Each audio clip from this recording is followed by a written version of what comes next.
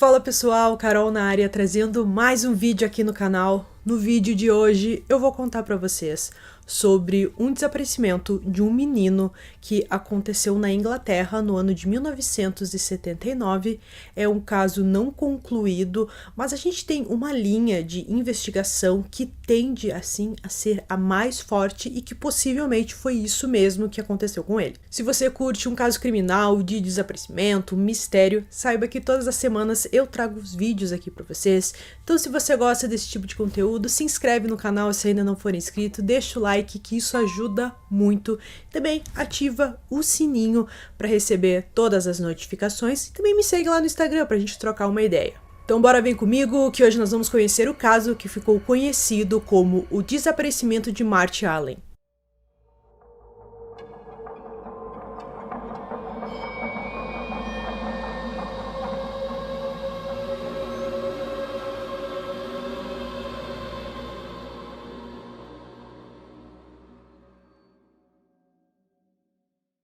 Martin Duncan Allen nasceu no dia 19 de outubro de 1964 em Islington, em Londres, na Inglaterra. Martin era o filho mais novo do casal Tom e Eileen. Sua infância foi passada crescendo em um apartamento municipal na área de Hornsey, perto da escola primária em que a sua mãe trabalhava. O local onde eles moravam era um pouco perigoso devido ao alto nível de criminalidade na área, mas o Martin e os seus irmãos, eles passavam grande parte dos seus dias patinando em um local próximo à escola. Quando o Martin tinha 12 anos, seu pai conseguiu um emprego como motorista e isso mudou muito a vida da família. Eles foram para um local muito melhor, onde não tinha muita criminalidade, eles tinham muitos vizinhos que eram de classe média alta, classe alta, então mudou, é claro, muito a vida de todos daquela família. Quando o Martin se mudou, ele começou o ensino médio e estudou na The Centre Foundation Grammar School, que ficava a uma curta viagem de metrô da sua casa. Como ele se mudou, ele deixou todos os seus amigos naquele local que ele morava e conheceu novos. O Martin, ele era um menino muito tímido, mas mesmo assim ele se adaptou muito bem à nova escola, ele fez novos amigos, ele também tinha os seus irmãos que facilitou, eles também iam para a escola juntos. O Martin gostou muito desse novo local que ele estava morando com a sua família, ele gostava muito de matemática, ele também gostava de desenhar. Ele era um menino muito sorridente, que era um menino muito feliz ali, que passava uma ótima energia quando ele chegava nos locais. Na segunda-feira, 5 de novembro de 1979, Martin estava com 15 anos e frequentou a escola como qualquer dia da semana. Quando as aulas terminaram, o Martin caminhou como de costume com seu amigo Ian até a estação King Cross e ele se despediu mais ou menos umas 13h50 da tarde. Agora sozinho, ele embarcou no metrô e foi seguindo a sua direção até a sua casa, como todos os dias. Naquela noite, a mãe do Martin, ela tinha uma aula noturna e o Martin preferiu ir para a casa do seu irmão chamado Robert, que ficava num outro local. Então, normalmente ele foi para lá, estava tudo combinado com a sua mãe, ela até mesmo mandou uma roupinha pro bebê do Robert. Ele era casado com a Sue e teve o bebê Paul, tinha poucas semanas ali, e a mãe decidiu mandar com o Martin uma roupinha para ele entregar. Tava tudo super tranquilo, tava tudo combinado, era um trajeto que o Martin também conhecia e parecia estar tudo ok. Mas antes dele ir para a casa do seu irmão Robert, ele falou para o seu amigo Ian que passaria em casa, por isso que ele pegou o metrô, a linha de metrô que ia em direção à sua casa, porque ele estava devendo 1 libra para a esposa do seu irmão, e naquele dia ele também comprou um relógio vermelho. Ele decidiu ir para casa, pegaria a libra e depois iria até a casa do seu irmão. Agora, nessa parte da história, a gente não sabe muito bem o que aconteceu. O irmão do Martin, chamado Kevin, ele estava em casa e disse que ouviu o Martin chegar e sair rapidamente. Já em outras histórias, dizem que o Martin nunca chegou em casa. Mais tarde naquela noite, os pais do Martin acreditavam que ele estava seguro na casa do seu irmão Robert, e o Robert e sua esposa acreditavam que o Martin mudou de ideia porque ele não apareceu naquele dia, então não teve uma comunicação entre eles, porque não era muito comum o uso de telefones, era algo meio novo ainda naquela época, então ninguém ligou para ninguém e todo mundo acreditava que um estava na casa do outro, só que o menino não estava. No dia seguinte, a família do Martin deduziu que ele foi direto para a escola e que estava tudo bem. Lá por umas 7 horas da noite do outro dia,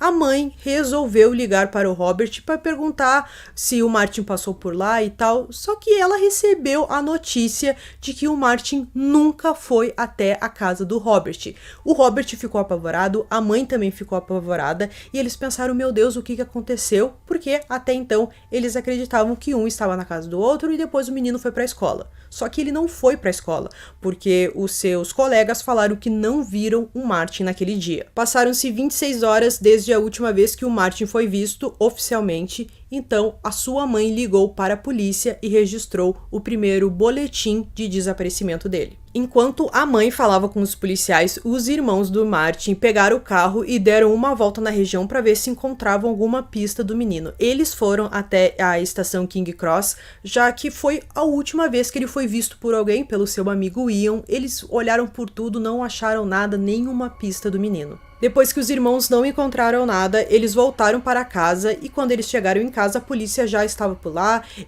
Os policiais revistaram o quarto do Martin para ver se tinha alguma coisa faltando, mas não tinha nada faltando e não parecia que o menino tinha saído por conta própria de casa e com certeza alguma coisa aconteceu, porque todos os seus pertences estavam em casa, então se ele tivesse planejado alguma fuga, algo do tipo, ele teria levado pelo menos alguns dos seus pertences. Como já tinha passado um bom tempo que o menino foi visto pela última vez, a polícia passou no rádio e também na televisão que o menino desapareceu. Assim, se alguma pessoa tinha visto ele, seria recente ainda na cabeça daquela pessoa e ela poderia entrar em contato com a polícia. Martin foi descrito como que ele tinha menos de 1,5 metro de altura, cabelos castanhos e um aparelho nos dentes. Ele foi relatado pela última vez utilizando um blazer azul escuro com detalhes em dourado e vermelho.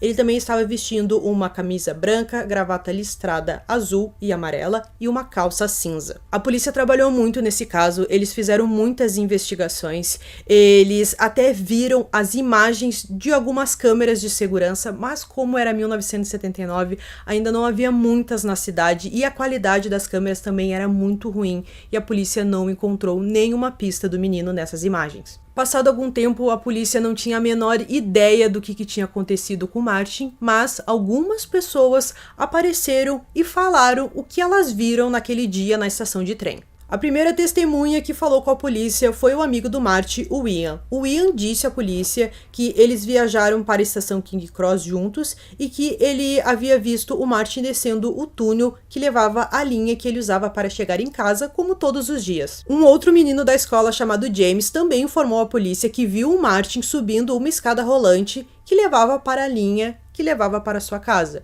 Então, novamente, era algo comum que ele fazia todos os dias. Uma mulher também deu seu depoimento e ela disse que viu um menino na estação naquele dia. Ela disse que se lembrava de ter visto o menino, que o menino chamou a atenção porque ela viu esse menino sendo jogado contra a parede por um homem. Uma outra testemunha disse que também viu o menino na estação, possivelmente o Martin, já que correspondia a descrições.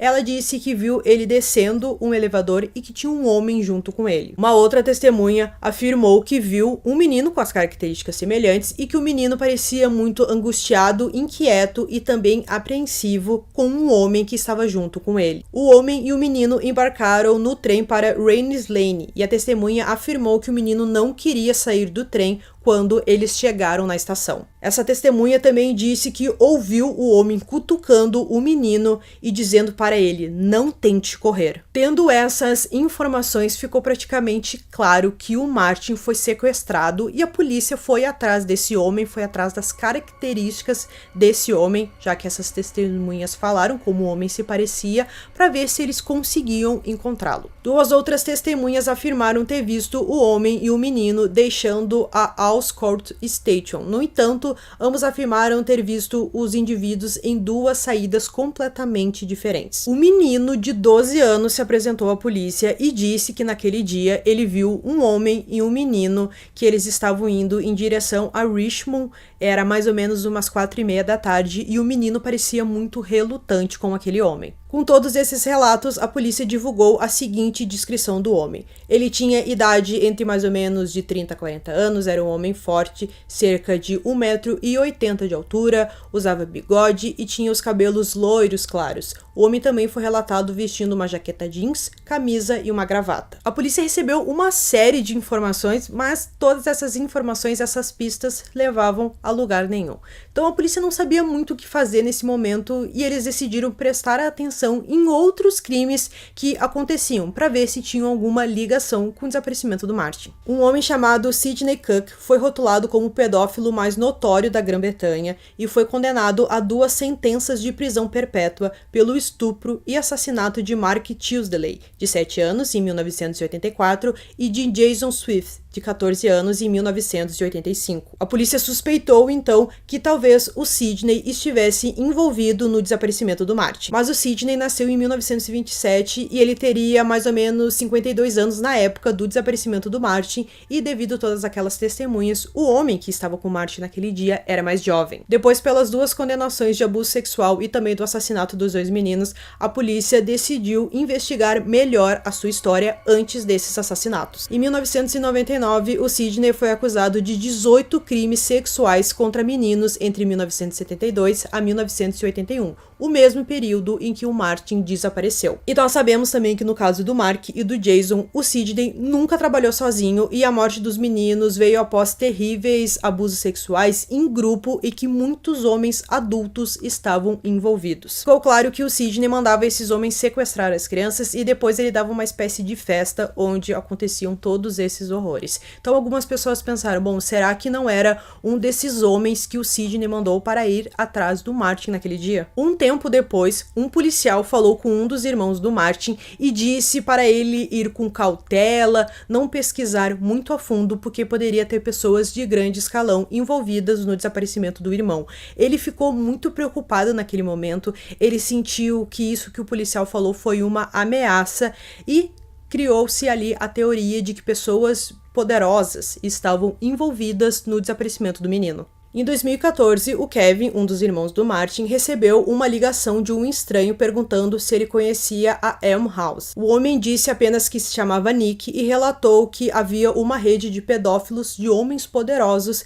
que poderia ter alguma ligação com o desaparecimento do Martin. De acordo com esse Nick, o Martin foi sequestrado por uma rede de pedófilos operada pelo grupo envolvendo políticos e também empresários. Ele disse que tinha testemunhado o assassinato de 3 crianças. Em novembro de 2014, a Polícia Metropolitana anunciou a investigação em grande escala que começaria a examinar essas tais alegações do Nick, que depois teve o seu nome revelado como Carl Beach. Todos os nomes que o Carl deu eram de políticos, eles foram investigados por um inquérito posterior que concluiu que os homens eram vítimas de falsas alegações. Em maio de 2019, o Carl foi considerado culpado de 12 acusações de perverter o curso da justiça e de uma fraude. Mas muitos acreditam que os relatos que ele deu pode ser sim verdadeiro e que provavelmente está mais próximo do que aconteceu com o Martin naquele dia, dele estar relacionado a uma rede de pedofilia, que alguém sequestrou ele. Uma única informação que veio à tona da primeira investigação foi no ano de 1998, quando alguém deu uma dica à polícia de Liverpool. Esse anônimo, ele disse que havia descoberto um santuário dedicado ao Martin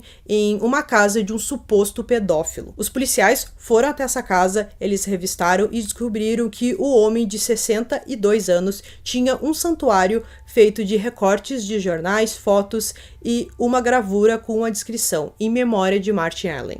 A polícia foi atrás de mais informações, mas não apareceu nenhuma pista. O pai de Martin morreu em 2012 e sua mãe morreu logo em seguida. Os dois morreram sem saber o que aconteceu com o filho. Então, gente, concluindo esse caso para vocês, como eu falei, é um caso de 1979, mas essa linha de investigação da rede de pedofilia envolvendo pessoas poderosas possivelmente é a linha de raciocínio mais certa nesse caso, porque há muitas evidências que apontam para isso, porque viram um menino com um homem naquela tarde na estação de King Cross.